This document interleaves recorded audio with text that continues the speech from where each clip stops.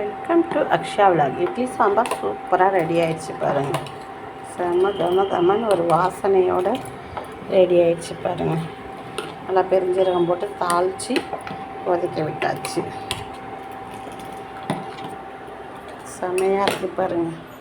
இன்னைக்கு எங்கள் வீட்டில் காலை டிஃபன் இட்லி,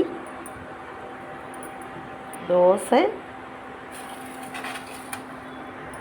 சாம்பார். செம வாசனையாக சூப்பராக இருக்குது பாருங்கள்.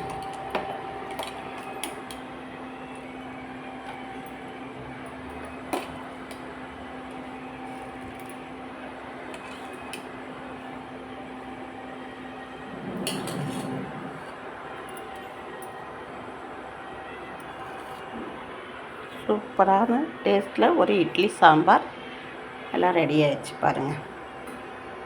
இந்த அக்ஷயா சாப்பிடு.